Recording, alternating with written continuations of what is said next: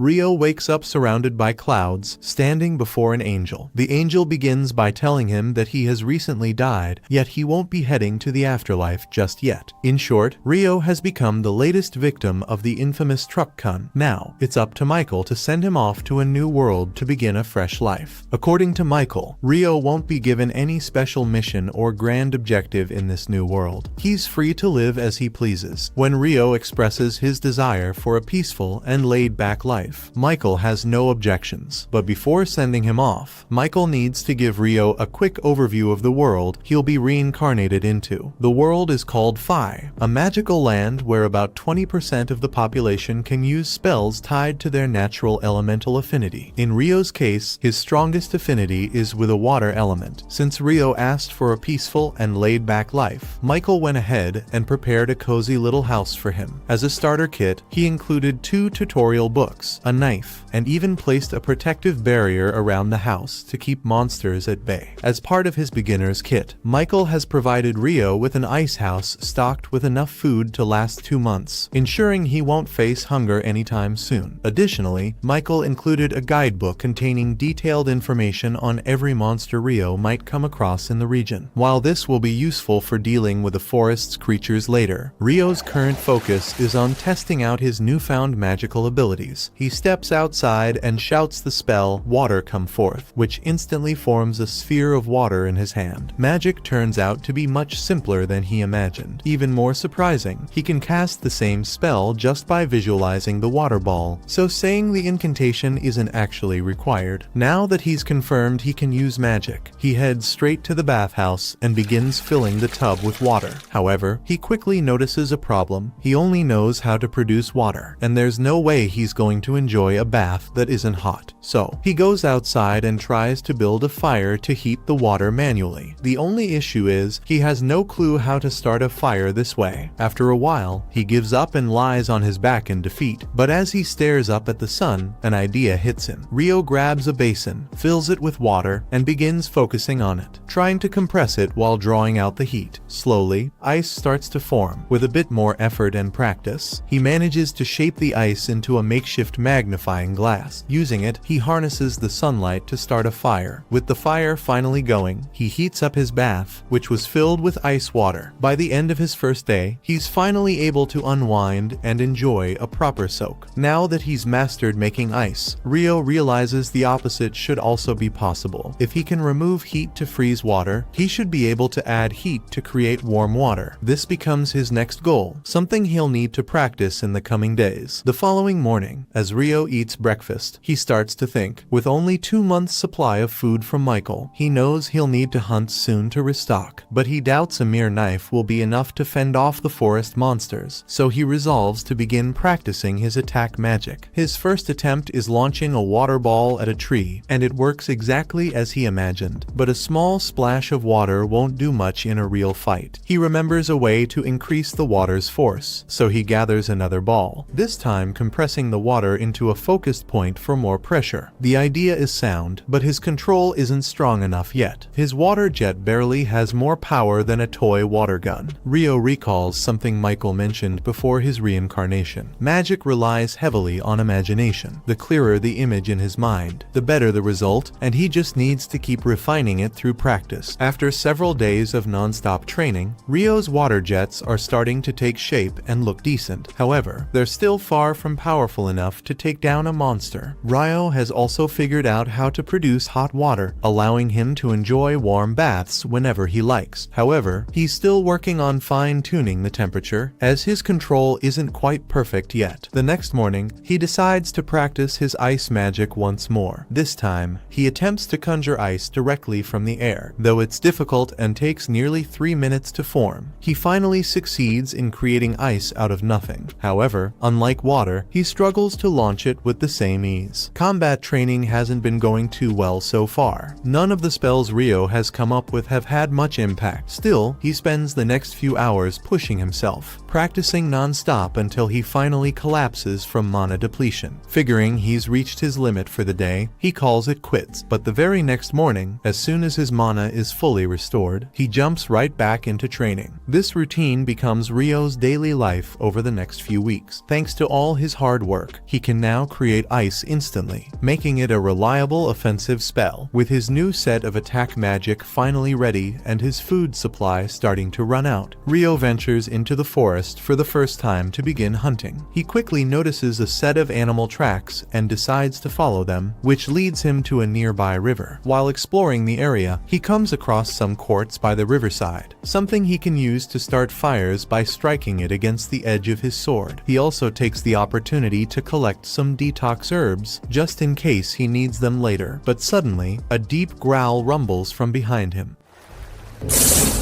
When he turns around, he finds himself face to face with a lesser boar, and he freezes in place. The boar charges at Ryo, but this is his first life or death battle, so he panics. At the last possible second, he snaps to his senses and leaps sideways, barely dodging the beast's rush. However, the boar isn't finished. It turns, ready to attack again. Luckily, Ryo's mind clears just in time. As the boar charges toward him, he swiftly creates an icy path beneath its hooves, causing it to slip. Without wasting a moment, he summons several sharp ice spikes directly in the boar's path, stabbing it and killing it instantly. After butchering the boar, Ryo pulls out the monster guidebook to learn more about it. According to the book, the lesser boar is actually the weakest monster found in that forest. The guide itself is clearly intended for beginners, so most of the listed creatures are fairly simple. However, toward the end of the book, Ryo notices 2 additional pages that stand out. They look like they might contain something important. One of the pages describes dragons, immensely powerful creatures capable of wiping out entire cities by themselves. The guide strongly advises fleeing immediately if he ever comes across one, as fighting it would be hopeless. That said, outrunning a dragon isn't likely either, so running into one is game over. Another page mentions mysterious beings called Akuma, apparently a type of fallen angel. However, the book offers very little information about them. The book's only advice is simple: if you ever encounter one, you're as good as dead. The following day, Ryo heads out to hunt again. But while his guard is down, a giant assassin hawk swoops down from above and launches a surprise attack. The creature uses wind magic to slice through its prey with razor-sharp slashes. Ryo has no choice but to run, quickly summoning ice shields to block the incoming blades of wind. He knows hawks are extremely dangerous opponents and would rather avoid a fight, but escaping isn't an option. That means his only choice now is to stand his ground and fight back. He lifts his hand and launches a stream of water jets, but the hawk skillfully evades the attack and dives at him, using wind magic to strike. Ryo, however, reacts just in time, forming an ice shield that cuts the hawk across the eye and sends it crashing into the ground. Moments later, the hawk regains consciousness. Though it has permanently lost one eye, it takes to the skies to retreat, but before disappearing, it locks eyes with Ryo one last time, etching his face into memory, because now it's personal. Ryo lets out a sigh of relief, grateful to have made it out alive. Still, this is far from the peaceful life he had imagined for himself. During the chase with the hawk, he ran so deep into the forest that he ended up completely lost, wandering until well into the night. As he searches for a way back home, he unexpectedly stumbles upon a glowing lake. Right in the middle of it stands a Dullahan, and from the looks of it, the creature has already noticed him. Over time, Ryo hones his skills through relentless training, mastering the art of hunting and preserving food with little difficulty. His water magic has grown significantly more powerful. He can now conjure razor-sharp ice sheets and slam them down in an instant. Even his water jets have reached new heights, slicing effortlessly through solid stone. At this point, his combat prowess has become formidable. However, ice magic isn't the only thing Ryo has been practicing. Ever since his encounter with the Dullahan, he's ventured into the forest each night to battle it. Strangely, the monster guidebook never mentioned Dullahans. Either they aren't classified as monsters, or they're too advanced for a beginner's manual. Regardless, Ryo remains determined to face it. He rushes in with his ice staff and starts swinging, treating the encounter more like a training session than a real battle after all. The Dullahan completely outmatches him in both power and technique. Ryo does his best to defend himself, summoning ice shields to block the incoming blows, but despite his efforts, he's quickly overwhelmed and brought down within seconds. Though the Dullahan has never spoken a single word to him, Rio can't shake the feeling that it's taken on the role of a mentor, trying to mold him into something stronger. Suddenly, the Dullahan lifts its sword and channels water magic to lengthen the blade. Rio is taken aback to discover that it can use water magic too. After showing him how the technique works, the Dullahan hands the sword over to Rio and calmly steps out onto the lake. One day, while Rio is out hunting, he is ambushed by the same assassin hawk from their previous encounter. He doesn't remember it being black before. It must have evolved, pushing itself to grow stronger just for this moment of vengeance. The hawk swoops down at Rio, unleashing a barrage of wind slashes. In response, Rio quickly conjures 5 layers of ice walls for protection. But now that the hawk has evolved, its wind attacks are far more powerful, strong enough to shatter all of Rio's defenses in an instant. And now a wave of anxiety begins to creep over him. Rio sprints across the field, throwing up ice walls to shield himself from incoming strikes. When he spots an opening, he fires back with a volley of ice spikes, but the hawk easily evades them, surging forward with a sudden burst of speed, and that's not the only surprise it has in store. The hawk lets out a piercing screech at a frequency that disrupts Rio's magic, causing his ice shields to vanish and leaving him nearly unprotected. But the hawk isn't finished, yet it hovers menacingly in front of him, and Rio senses that a major attack is coming, though he can't predict when. Moments later, Rio can feel electricity in the air as a bolt of lightning is shot straight at him, and an attack like that would have been fatal. But luckily, he was able to use a stick as a lightning rod and jump away to save himself. As Rio struggles to shake off the lingering shock, the hawk swoops down, aiming to deliver a fatal strike with its sharp claws. At the last moment, Rio summons his ice blade and deflects the attack.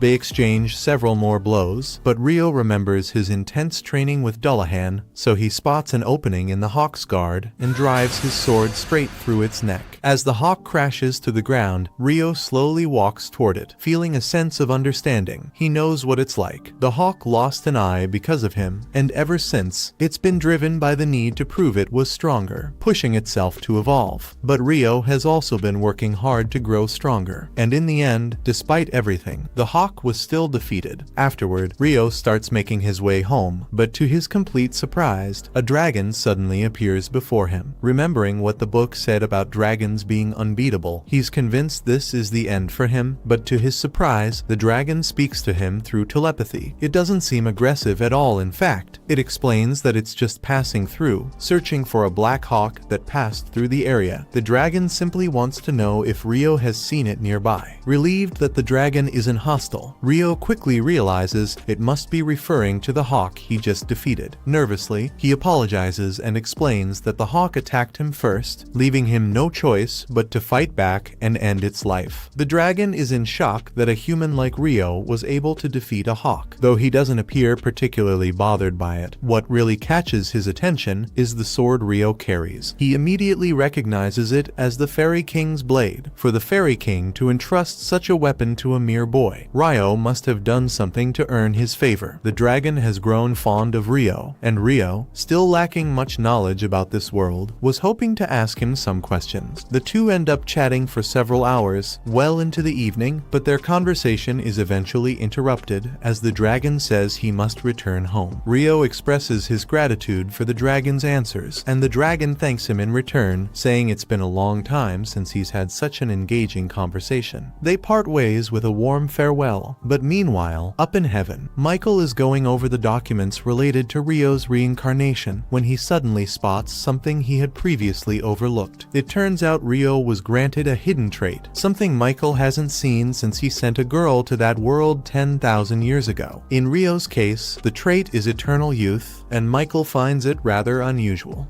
Rio heads to the beach, craving salt-grilled seafood, but he's shocked to see a giant shipwreck. He notices a man's dead body, which makes him feel sad, but then he suddenly hears another man's grunt, relieved and happy to realize someone is still alive. Abel remembers how the ship was destroyed by a giant sea monster, and when he wakes up, he's surprised to find himself alive. He looks around and sees his belongings placed next to the bed, so he grabs his sword and walks out of the house. Rio arrives and greets him. Abel is surprised that he couldn't sense him at all. Judging by the way Rio is dressed, he assumes Rio has nothing else to wear, but quickly realizes he shouldn't think poorly of the man who saved him. He introduces himself and thanks Rio for saving him, but Rio mentions that all he did was bring him home, so there's no need to thank him. He shares the sad news that, unfortunately, no one else survived. Abel realizes their bodies must have also washed ashore. He reveals that they were all smugglers, so Rio doesn't need to worry about them, but this shocks Rio. However, before Abel can say anything else, his stomach growls from hunger, so Rio invites him to lunch. While eating, Abel learns that Rio doesn't own any clothes, which surprises him, so he asks why he doesn't buy new clothes. But he soon realizes that since Rio has no money, he can't procure necessities. He thinks he might have offended Rio, but he mentions that there aren't any towns around here, so he can't just buy new clothes. Abel realizes he must have gotten the food by hunting, which impresses him, and he wonders if Rio used the knife to hunt. But Rio reveals that it's only for self-defense and cleaning whatever he catches, because he uses water magic for hunting. Abel is impressed because even in the central provinces, only about half of the population can use magic, and he is part of the ones who can't. Rio remembers Michael told him that the percentage of the magic users is 20%, but Abel is unable to understand his mumbling.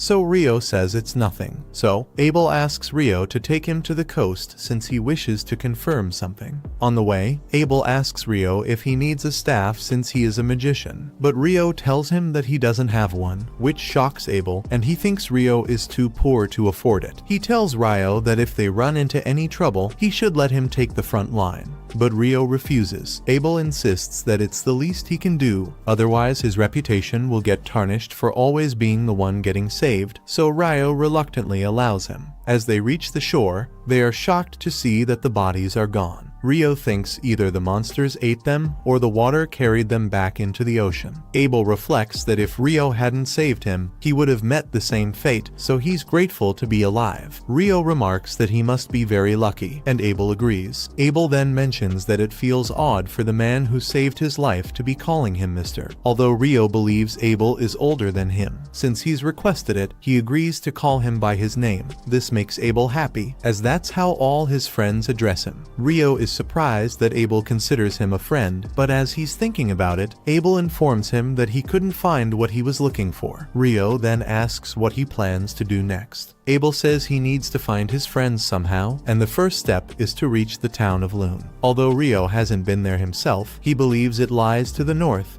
and that they'll need to trek across that side of the island. Abel then gets an idea and decides to recruit Rio as his guide. Rio agrees, on the condition that he gets at least one day to make his preparations. Rio realizes he won't be able to continue his dream of living a slow life. At night, when he tells Abel that he needs to bid farewell to someone, he is surprised since it's very late, but Rio mentions that the person is only available at this time. As he leaves, Abel remembers how he earlier said that no one else lived around there, but he thinks perhaps he wants to pay his respect to someone, and maybe he wasn't always alone on the island. But nonetheless, it's not his job to intervene in Rio's personal matters. Sometime later, we see that Rio has actually gone to bid farewell to the Dullahan, saying he will be leaving the forest of Rondo for a while, but he feels grateful for the training he has received that has enabled him to survive. He knows he will be away for a while, so he decides to use all his power in their last sparring session. Rio charges forward with full force, but the Dullahan easily deflects all his attacks, leaving him exhausted. Before leaving, the Dullahan gives him new clothes, which makes Rio very happy and promise to wear with pride. The next day, they finally begin their journey, and Rio wears his new outfit, which fits him perfectly, but on their way, they soon run into a lesser boar, so Abel tells him to stand behind him and observe. He charges at the boar, and activates the combat skill called Total Impalement, which creates a hole in the boar's abdomen, and it dies on the spot, impressing Rio. He wonders what sort of skill it is, so Abel thinks a magician like him must have seen it for the first time, but it's very common for swordsmen and other people who use use weapons to fight. The next morning, as they resume their journey, Abel hears a sound and they notice 2 lizards in the marsh. Abel thinks they'll be difficult to deal with in the water, so they decide to take another route to avoid them. As they move along the alternate path, Rio senses that the lizard folk are following them. He informs Abel, who realizes they have no other choice but to fight. Rio tells him that there are a lot of them, so he'll use his magic to take them out. Abel reminds him that he doesn't have his staff, but Rio simply chants a spell and kills them all with icicles, shocking Abel. Together, they take out all the lizard folk. After the fight, Abel asks Rio about the spell, noting that the wind magicians he knows can only cast a single spell per invocation. Rio suggests that maybe it's different for water magic before they resume their journey. Rio uses magic to summon water so they can stay hydrated. However, Abel notices that Rio used a different incantation than before, which makes Rio nervous, and he quickly changes the topic, saying Abel must be imagining things. After walking for a bit, Abel gives Rio a coin, and he's surprised to see it since it's his first time seeing this world's money. So Abel explains that it's a bronze florin used in the kingdom of Nightly, where Lune is located. He further explains that in the central provinces, each mints their own coins, but they all use the same denominations, and Nightly is one of the 3 major nations, with the other 2 being the Debuhi Empire and the Handelu Federation. Rio finds the name Debuhi a bit strange, so Abel wonders if he has a problem with the nation. Rio clarifies that he just finds the name a little unusual. He explains that a nation's name is very important to its people, since they have to introduce themselves everywhere as being from Debuhi, which does sound odd. Rio admits he wouldn't like to introduce himself like that, and Abel thinks he's overthinking it a bit. After some time, they finally get out of the forest, but as they are walking, Abel notices a rock moving, so he gets ready to attack. But Rio creates an ice wall, which blocks the rock. Abel notes that they have been surrounded as they have stumbled into a rock golem's nest, but Rio is surprised to see the rock golems, since he always thought they were humanoid with arms and legs. Abel tells Rio to stay there while he charges forward towards the golems, but his total impalement attack has no effect on it, as it quickly regenerates itself, which shocks him. Rio tells him that he has an attack he wants to try, so Abel tells him to go ahead. Rio creates 10 layers of ice walls joined together and drops them over the golem to immobilize it. Abel is shocked to see such powerful magic, but Rio casually mentions that he's only taken out 2 golems so far and plans to do the same with the rest. Soon they take out most of the golems and only one remains, but surprisingly it isn't moving. So Rio thinks perhaps they draw energy from the ground, and since it's flipped over it can't draw energy from Earth. Just then, Abel notices a big magic stone attached to its bottom, which makes him happy, but he wishes he could collect it from the rest as well. But unfortunately that won't be possible now. On their way, the duo notices a giant hippo sleeping, and Rio wonders if Abel wants to slay it, but Abel has no such ambitions. He reveals that he's never seen it in person, but it appears to be a behemoth. Suddenly, they notice several wyverns approaching, which excites Rio. They'll be able to witness a monster battle from the front row. Abel thinks the behemoth is at a disadvantage, but Rio believes it won't go down so easily. As the wyverns begin to attack, the behemoth gets up and lets out a loud screeching sound that knocks them out, making the wyverns fall to the ground. Rio explains that it used magic negation. At night, as they set up a fire to cook their meal, Rio jokes that he was hoping for a match between Abel and the behemoth, but Abel tells him that's not happening. He mentions that he's heard of traps in dungeons with similar effects, but he's never actually seen magic negation before. Hearing the word dungeon excites Rio, and Abel wonders if Rio wants to hear more about them. Rio says he would like to visit a dungeon himself, so Abel tells him that there's only one dungeon in the central provinces, and luckily, it happens to be in the town they're headed to. Rio jokingly asks why Abel has been hiding this information from him, prompting Abel to get defensive, saying he didn't know he was so interested in dungeons. Rio continues teasing him, asking if he's kept any more important information from him. So Abel asks if he knows about elves and dwarves. Rio tells him that he doesn't, so Abel informs him that dwarves are skilled smiths